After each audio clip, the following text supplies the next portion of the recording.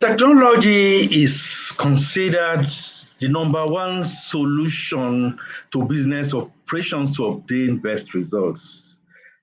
I'm not really sure many people will disagree with that.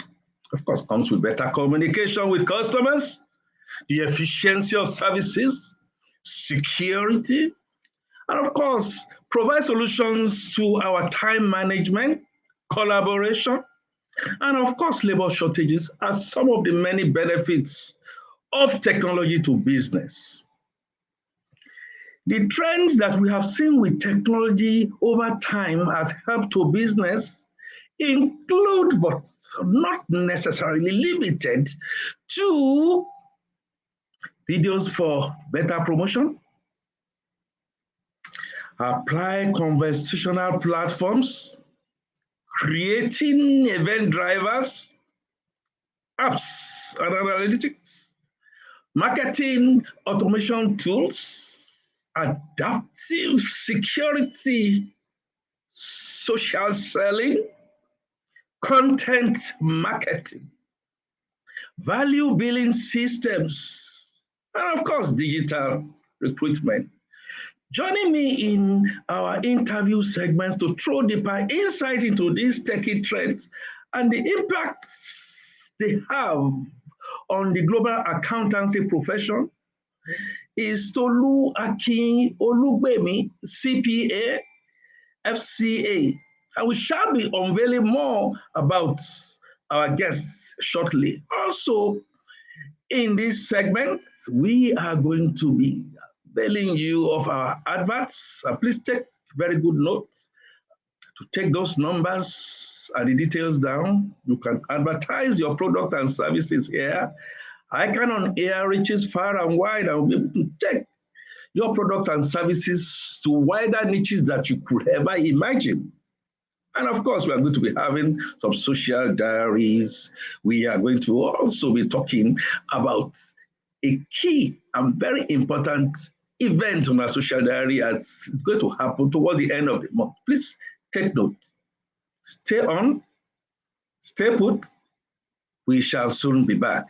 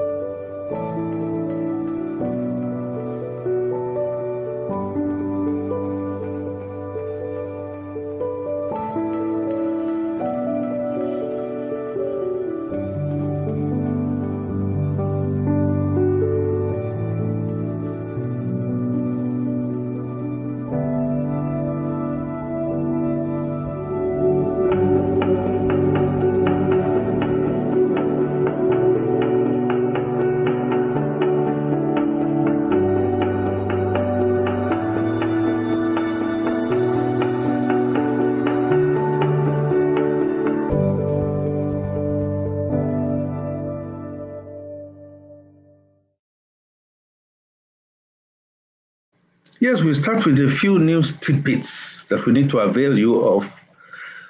Fidelity Bank reports 26.5 billion profit after tax in its third quarter 2021 audited results. Okay, and that has come with double-digit growth in profit, driven by a 69% in net fair income. 56.1% of this customer base are enrolled on the digital banking platforms. Talking about the solution that we are talking about on technology today. And I also need to let you know that the Federal Bureau of Statistics have put food inflation that has hit 20.75% as prices rise further in its October 21 offering.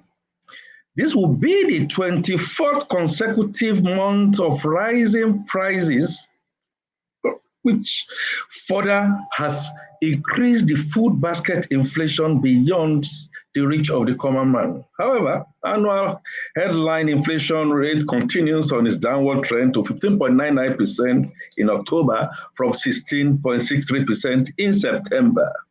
Also bring you that news item flashing on that the federal government has provided a 651.1 billion bridging facility to state governments to cushion the effects of the resumed bailout deductions. Mrs. Zaina Ahmed, Finance and Planning Commissioner, disclosed this at the 2021 conference on the National Council of Finance and Economic Development, NACOFED. We move on to tell you that the Nigerian Exchange Group, NGX for short, begins the new week with a whopping 12.2 billion loss due to price losses in some highly capitalized stocks. Market capitalization closed at 22.560 trillion, and all share index lost 21.67% points, or 0.05%, to close at 43,230.34 points. And to also bring this news that the federal government road infrastructure and refurbishment tax credit, or IRTCs, recovered a major boost by NMPC application to participate in major ambitious role in road construction nationwide. A whopping 621.26 billion will be in tax advance to restructure and refurbish and reconstruct 21 roads in 21 federal roads cut across the 6 geopolitical zones. That will be a few of the news real items that we have just brought to your attention. Still stay put. We shall be back with you shortly.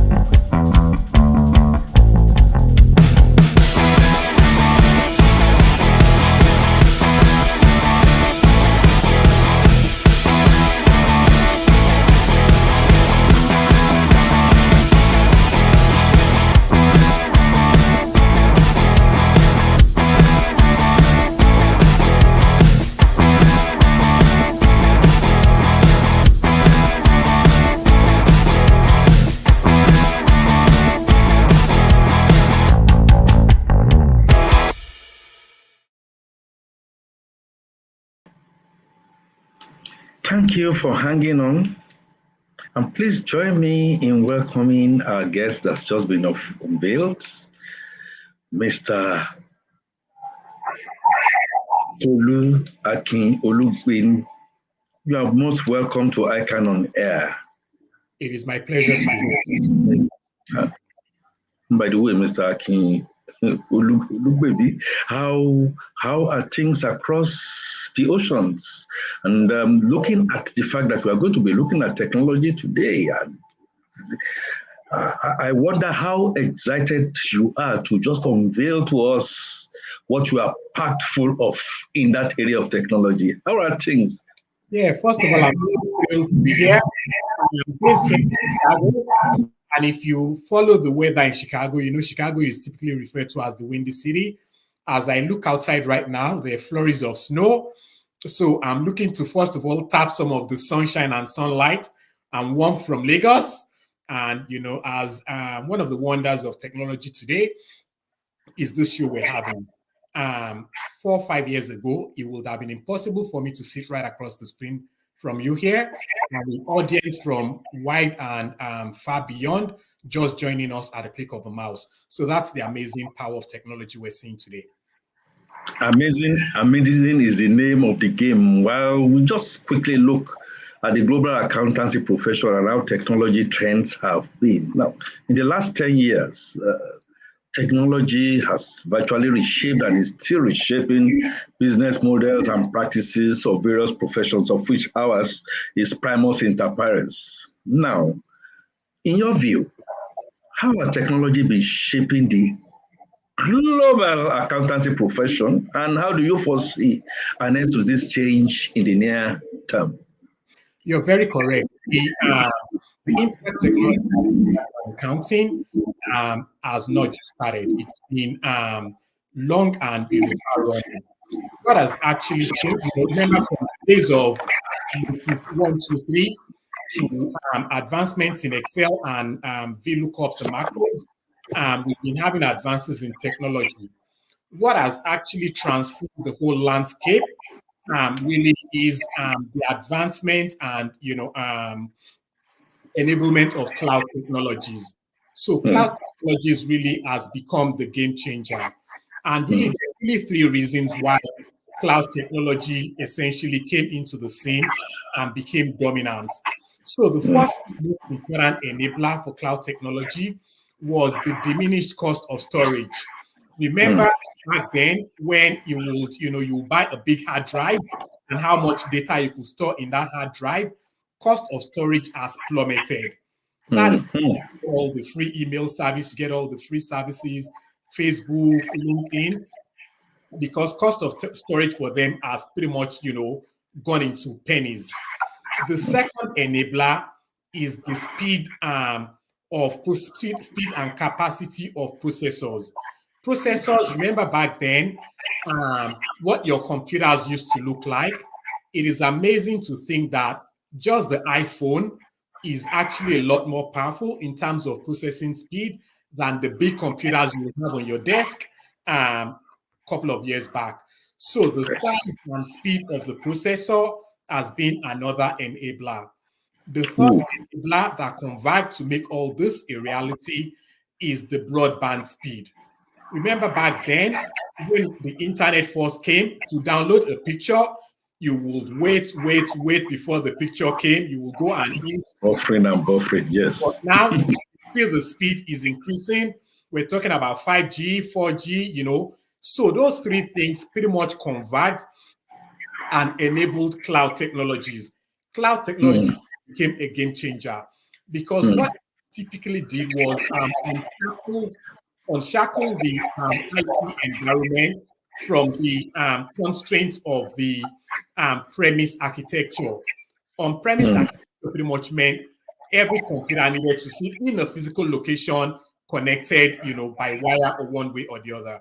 So those are the things that have really transformed the technology landscape and will continue to revolutionize it over the years.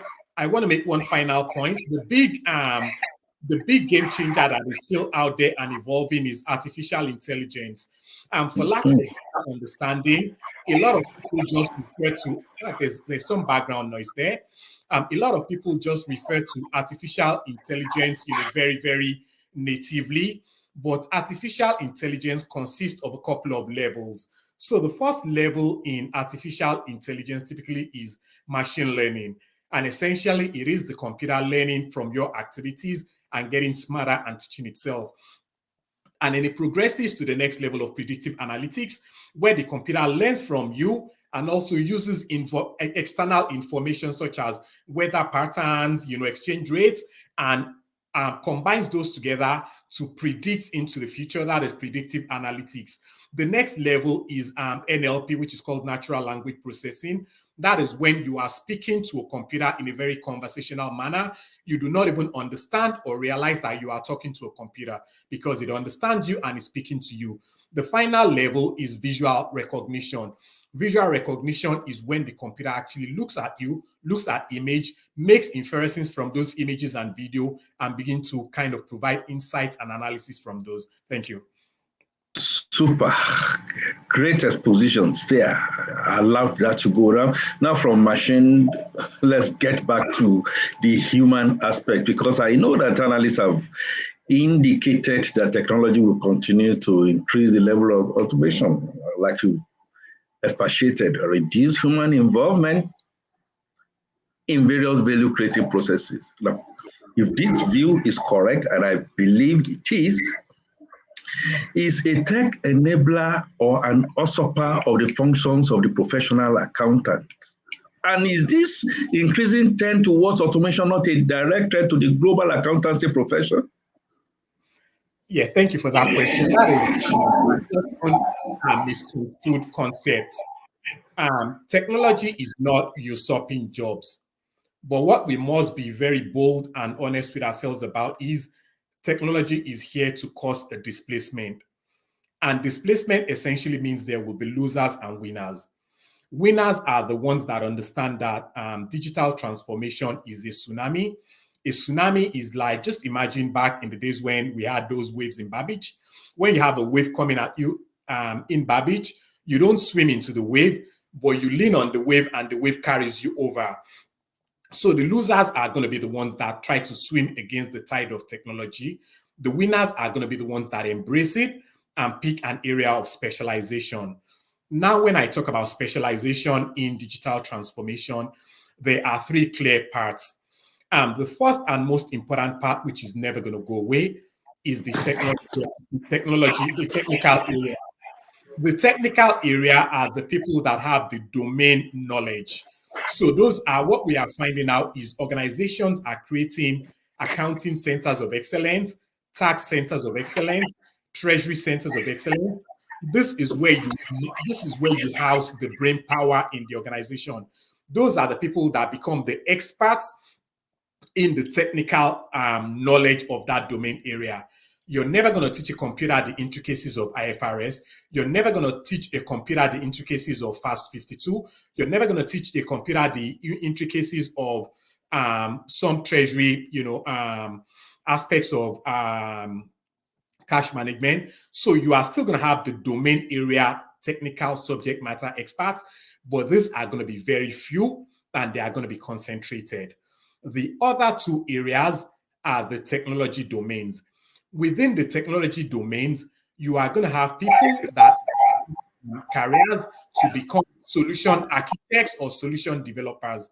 You are going to pick a technology area where you want to dig your depth of tea. And I'll talk about the depth of tea a little bit later. So you are going to consider areas such as blockchain technologies, Internet of Things, data analytics, automation. You are going to pick a domain area and you're going to dig your depth of your level of expertise in that area in order to become either a solution architect or a solution developer. Once you do that, you are essentially positioning yourself into that lane that is going to be the winners in this displacement. The other area, which is the compliance/data protection domain, is a fast exploding area. And for a lot of accountants, we already come with that training, By being auditors, you already understand how to kind of, work with checklists, work with compliance. So data protection and digital trust is nothing more than a new area of compliance and audit. But it's just that you cannot audit what you don't understand. So you have to, first of all, understand the landscape of data protection. You have to understand the landscape of data privacy.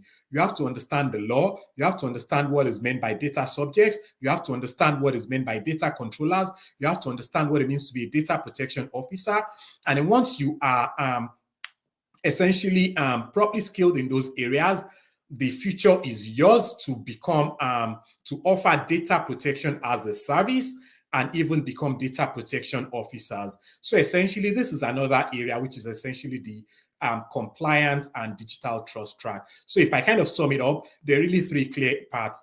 The first part is the area where you become the technical subject matter expert, learn all the IFRS, learn all the normal subject domain areas and become the go-to, the expert person, because those are still the people that will be feeding the technology with the knowledge it needs to work.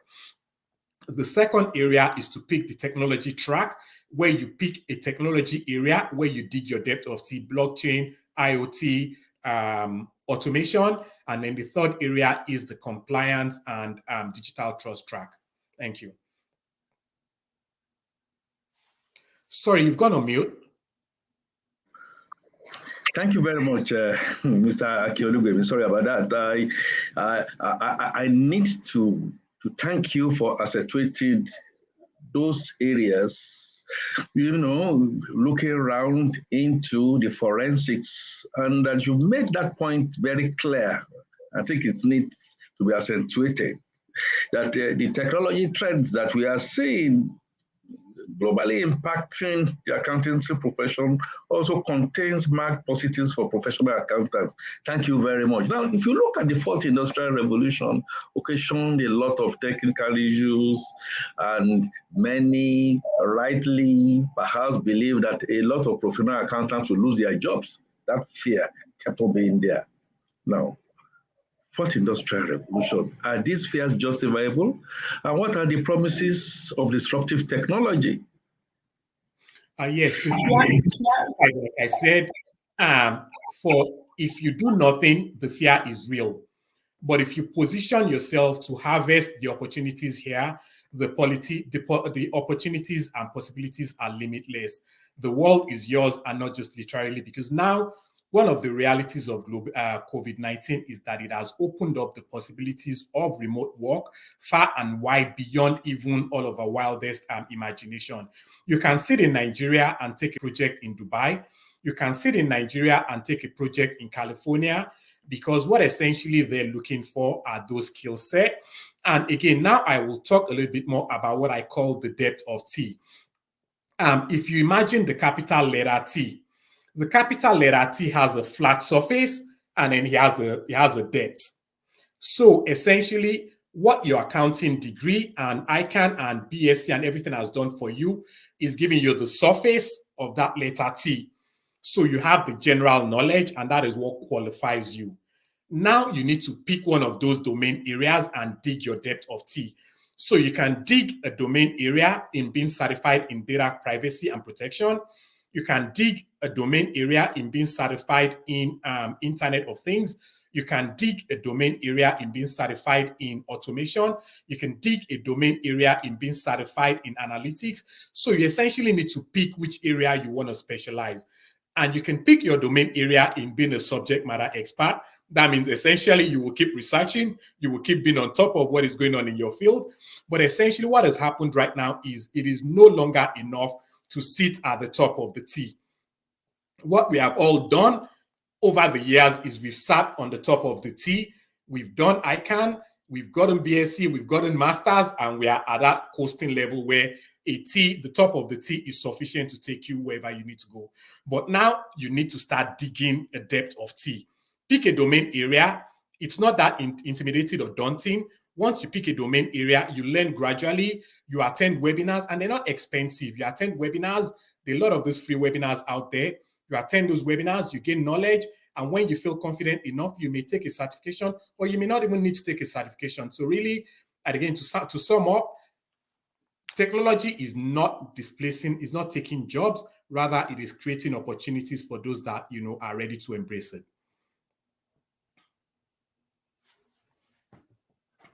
Mr. Akin-Olugbemi, talking seriously, you know that ICAN, like most forward-looking professions that we have all over the world, have this continuous education and making sure that we interact, learn, relearn, unlearn quite a number of things, including some of those mindsets that you mentioned. You already spoken about artificial intelligence. I know there are some other buzzwords that come in among the techies. We talk about blockchain, we talk about robotics. Of course, you mentioned cloud technologies.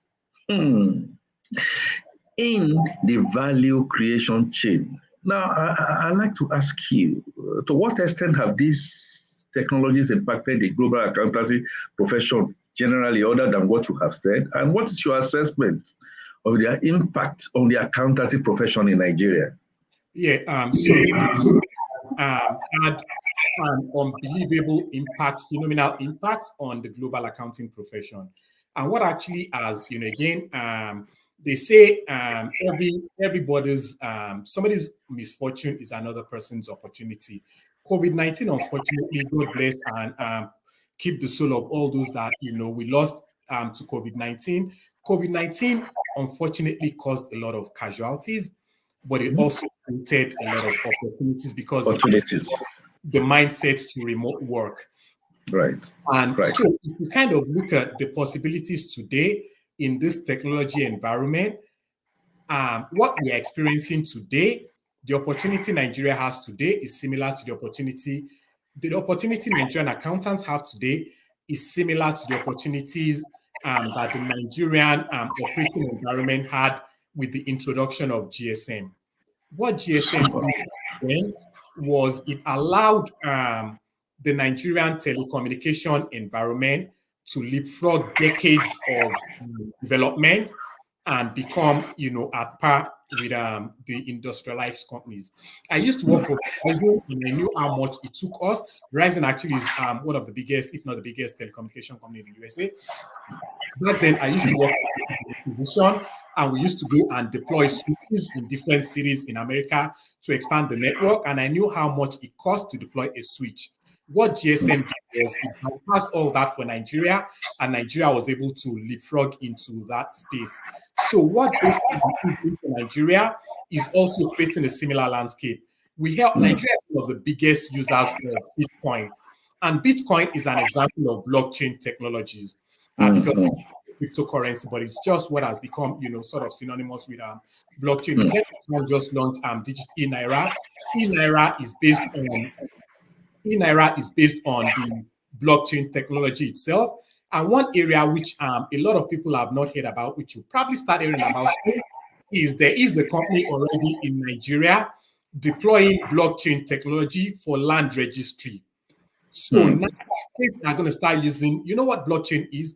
Blockchain is a distributed, irrefutable, distributed ledger, transactional ledger. So it keeps a transaction of each record, it keeps a record of each ledger in millions of distributed computers, and it links them so they're like blocks.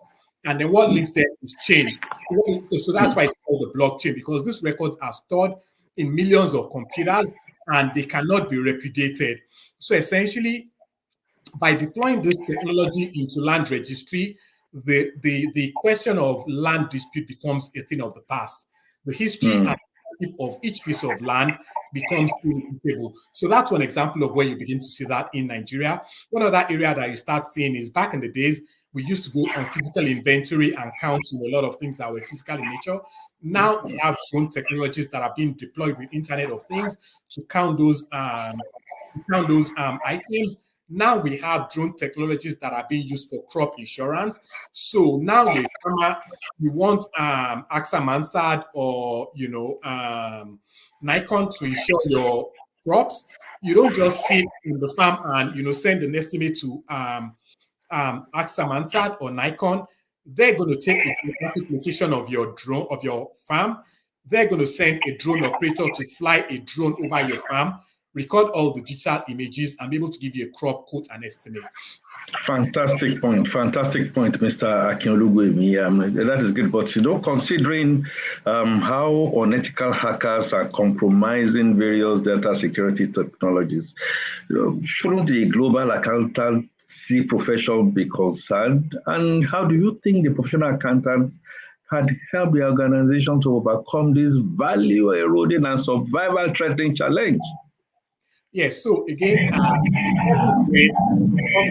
opportunity. So somebody's misfortune is another person's opportunity. So that is the reason why the field of cyber security and data protection is exploding. Because now it is not just common sense business practice to protect data, it is now regulation. In Nigeria, for instance, there's the Nigerian Data Protection Regulation by NIDA, and that is now a matter of law. It is now compulsory for companies of certain sizes to appoint a data protection officer, have a data protection audit, conduct data protection impact assessment. So essentially, it is also important and actually mandated for them to create a data protection training and awareness program. So essentially, these are areas of opportunities for accountants. So like I mentioned earlier on, this is an area where accountants can begin to broaden the scope of service away from just the normal tax accounting and consulting service. They can begin to offer data protection as a service. So when they offer data protection as a service, that is an ever-growing revenue stream. And if I can just mention a plug, by the way, ValueSoft is actually licensed as a data protection compliance organization in NIDA. We are able to act as data protection organizations and also conduct training in data protection. This is a program that we're providing for accountants themselves to become data protection officers. So thank you.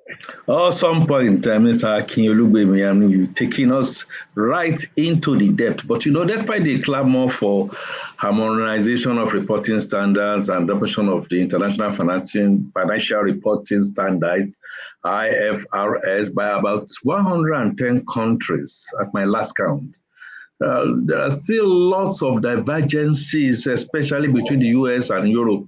How soon can we see a convergent point? And the peculiarities of African countries captured by these reporting standards? Yeah, actually, so it's the saying, might is right. So for a very long time, when, the whole world kind of used international accounting standards, the USA always used what is called FASB, which was the USA's version of the international accounting standards. And US has always been very resistant to them. However, there was a bit of softening towards that position when IFRS came.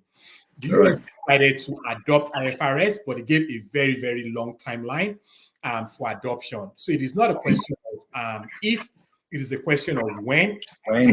Yeah, the United States is, slowly but steadily moving towards harmonization and adoption of international financial reporting standards. In the area of how African economies, should have some sort of accommodation, I beg here.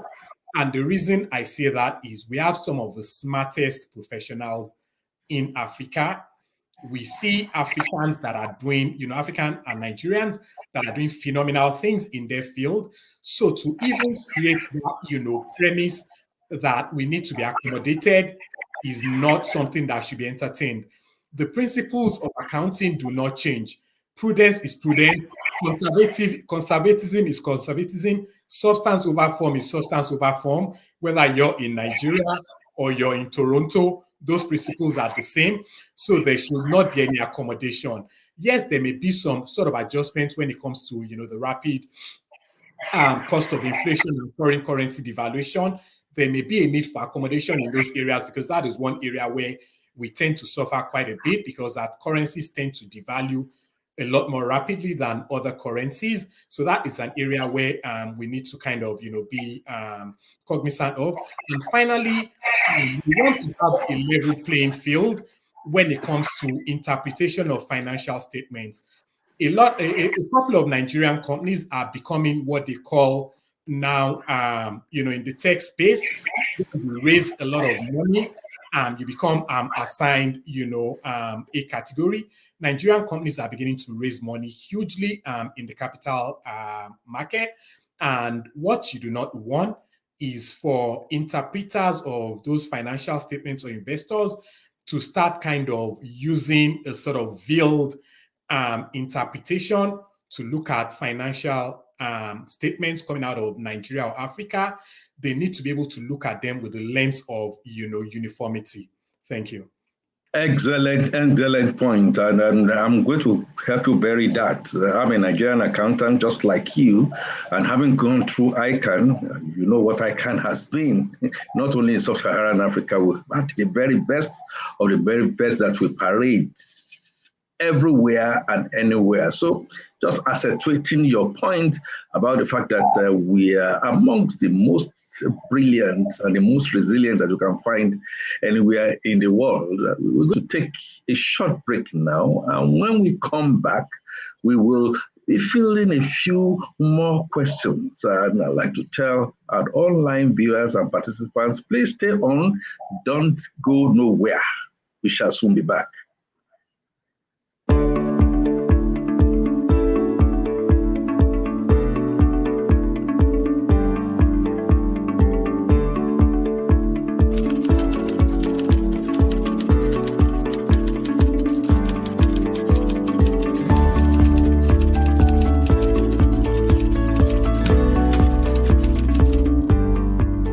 November 10th is the International Accounting Day, a day set aside to celebrate accountants globally.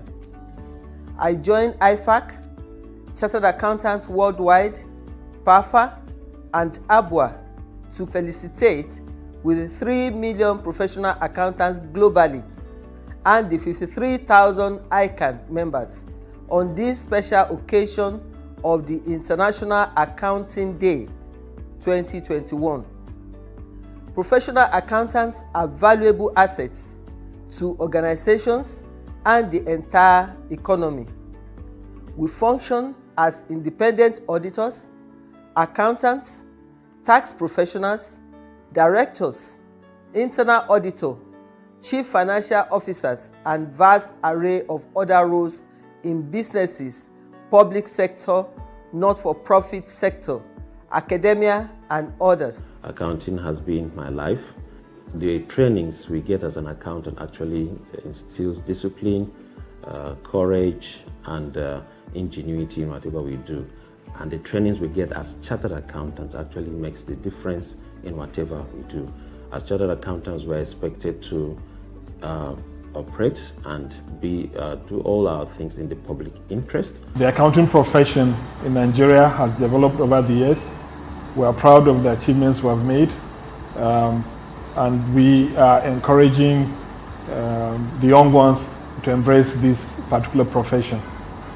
Every time a business is created, every time a government entity is created, there's need for one form of accounting work or the other.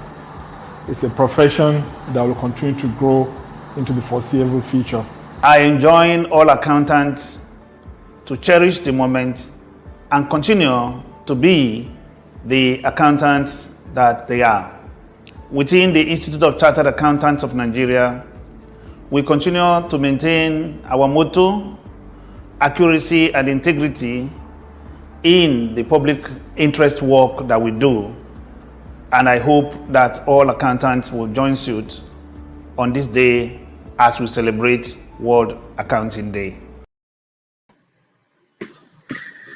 Thank you for staying on, and I'm thanking my erudite president and members of our council for accentuating the International Accountants Day that just went past. Before we went on break, of course, Mr. Akin-Olugbemi and I had been trading questions on the fact that, yes, Nigeria Farada say we have the best and we still have, the capacity to be able to look at our environment, look at the trends, interpret data in a way, a manner that is going to help business, and that we are not shy of taking it on and using it if we are called. So believe that our public analysts, people in high places are listening to some of these great trends that the Institute of Chartered Accountants is putting across through a lot of the information that we pass on. Welcome back, Mr. Tolu Akin-Olugbemi. We were looking at the accountants, and I'm so gratifying to say that not just in the medical field, accountants are also making their waves outside the shores of Nigeria and making, the necessary value add. Now with the accountants' evolving roles, and of course, looking at the changing competencies, because like we said about technology, is it right to say that professional accountants are fully prepared for the digital age? Are we really fully prepared for the digital age? So, to be honest with you, every man has to run his race, and that is the reality. Like I mentioned again, there is the depth of tea.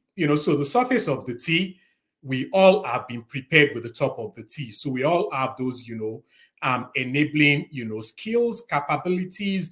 The fact that you've passed ICAN already has qualified you as being able to become the best in any of the areas that you choose. That is a qualifier. So now, when I say every man has to run its race, you have to think and pick which area you want to pick your domain expertise. If you want to make your domain expertise in the technical subject area, then be the best tax expert you can be a walking encyclopedia of the company, of the Personal Income Tax Act, or the new act that just, was promulgated. If you want to be a technical accountant, then be a working IFRS, encyclopedia. So that is that subject matter area where you want to become a subject matter expert in your domain area. Otherwise, space, either in the automation space, where you technology track rather, where you pick an area where you dig your depth, or you pick the data compliance and digital trust area, where you pick your depth of key and begin to equip and empower yourself. You take, webinars, you attend classes, and I want to put a little bit of responsibility and accountability on the Institute here. The Institute has a big role to play here by beginning to offer opportunities for members to participate in, training programs in these areas. They need to begin to partner organizations that will, come with the technical capabilities in those areas, be it blockchain, be it automation, be it Internet of Things, be it, data protection. They need to partner organizations that have expertise in this area and run, domain area competency classes for our members so they can build the expertise and the confidence and knowledge in those areas. Super point, Mr. Akin-Olugbemi. I must really thank you. But, we won't end this until I ask you what you see as a place of soft skills, including emotional intelligence, in the competencies of professional accountants as more and more functions become automated. Yes, so skills are always important, but now they have become a lot more important because, the areas where it was very easy to excel before was in areas of raw knowledge, because once people look at you as being full of raw knowledge, they respected you. They say, this is the guy that if you want to ask him what area of, what does, the standard on lease accounting says, you talk to him and he's a walking encyclopedia. But those areas are gradually being taken over by this, data dictionaries and also being taken over by things that are more repetitive, automated. So now your knowledge as a person becomes a commodity. What now becomes, valuable is are the interpersonal skills and what you weave around this knowledge. The way you talk to people, your facial expression, the ability to know how to, practice emotional intelligence, know how to manage situations of conflict. Those now, because you're going to have conflicts with clients, you're going to have conflicts with colleagues. So all these are now becoming increasingly important. Soft skills are essentially important. And one area that is incrementally, important again is, perception of risk. And again, I will go back to risk and data protection, because that is one area we've seen a lot and lots of activities, because risk is no respecter of size or person. Of course, risk can never be a respecter of size or person. And I just wanted you to just quickly look at this, that you provide us a bit of a greater insight. That's a question coming from the floor into the stages of artificial intelligence. You made allusion to that earlier, to enhance our depth of the T in this area. Okay. Just very briefly. So thank you. In the area of what does artificial intelligence mean? Essentially, it's also called, cognitive automation. So it all started with, the emergence of outsourcing about 10, 15 years ago, when as a result of labor arbitrage, a lot of companies in the Western world started, beginning to outsource, repetitive work to like India, Philippines, and, the low wage areas. And essentially, they started outsourcing things like doing accruals, doing repetitive journal entries, doing bank reconciliation to those companies. And once this business process outsourcers pretty much, used up all the labor arbitrage in those areas, they started trying to look for more opportunities to improve their earnings. And they started building what is called, robotics processes. And so that was essentially trying to automate the repetitive, non-judgmental tasks that people used to do. And that started with the IBMs, the Genpacks of the world, the Accentures, building their own tools. But then as time went on, companies like UiPath, Blue Prism, and Automation Anywhere actually made that an industry and built what is called off-the-shelf robotic process automation tool. So that is when robotic process automation became, the first level. And Fantastic. now, as robotic automation began to work, there was a need to inject a little bit of human intelligence into it. That's when machine learning came in. So you start letting the machine learn from repetitive work. And then the next, you take that repetitive learning from the machine, you inject external information into it, like historical weather patterns, historical forensic, current forensic rates. And then that is when you get into the realm of predictive analytics, because the machine. Fantastic, Mr. Olugbemi, and we could go on and on. Unfortunately, time is not as friendly. Let me have your last word on this subject as we round towards closing. So I will take you back to an experience I had when I was in my final year at the University of Lagos. We had gone to Takwa Bay for like a little trip. And as we were young boys trying to swim with the waves, one of the lifeguards came to tell me, he said, you see those big waves coming? The worst mistake you can make is to dive into the wave when you see the wave coming. When you see a wave coming, just lie down. The wave, it's going to by itself carry you to the other side. If you try to swim into the wave, you're going to die. And that is essentially what is happening with digital transformation. It is a wave. You cannot Thank you very much. Thank you very much, Mr. Akin-Olugbemi. You can be sure we're still going to call you to give more expositions into these specific specialist areas of learning. And I'm sure when we call you, you heed us. I really appreciate the in-depth that you have given. And with that, I say a big thank you. We'll be going in a short video interlude, and we're going to be talking about our 51st Annual Accountants Conference that will be happening in Abuja from November 29 through December the 3rd. It promises to be a creme de la creme coming together to network, to exchange knowledge and what have you. Please stay on. I shall soon be back.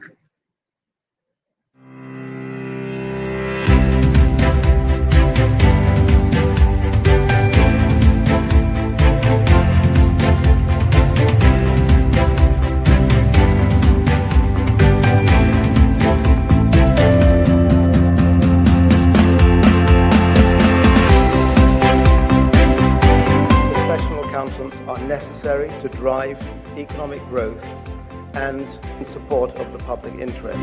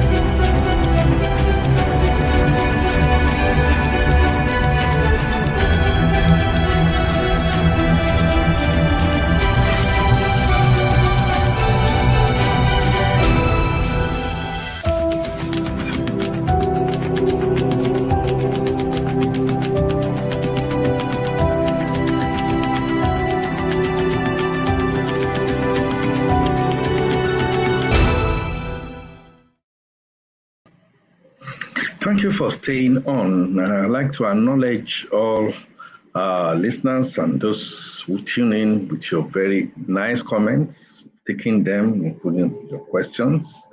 And I can tell you, the is not going to be the end of the story. Hassan Kaide Mustafa, thank you. Says thanks for bringing this topic to us in a noble profession. Ojeni Olugbemi, thank you for being here. And please make sure you tell your friends to tune in. Olawale Abiola, thank you and good day to you also. To God be that glory, and to God continue to be that glory. ICAN in its old charter, new chapter, is going to go places. We are just waiting out there to be called upon to help transform Nigeria. And looking forward again, like my president said, this is Comfort Itayo, to personally welcome you to the November 29th through 3rd Annual Accountants Conference. She'll be there to welcome you. Thanks. It's nice to be here. You and so many others like to say they like to see you again. Our next outing is going to be on November 18, 2021, and it's going to be at 6 p.m. West African time. The venue remains here on this forum that you are looking at us, and they are the ICAN channels that we have flashed over your screen. Please like ICAN for you to get a prompt and fast link on to our programs, including this next one that we are going to be talking about. The topic for the November 18, 2021 is the role of corporate governance in generational business in Nigeria. You do not want to miss that. And our guest is going to be Isaac Olugbemi Esquire, a senior fellow in strategy entrepreneurship at the Lagos Business School and an adjunct faculty in strategy and corporate governance at the Strathmore Business School, Nairobi, Kenya. Please tell others, come on and come and broaden your knowledge. And let me leave you with this quotation. And I quote, "Don't ever let your business get ahead of the financial side of your business. Accounting, accounting, and accounting. Know your numbers," end of quote. And that is attributable to Tillman J. Fertitta. Be the change I should like to see. I remain Akin Fatunke, your veritable host on ICAN on Air. Bye for now.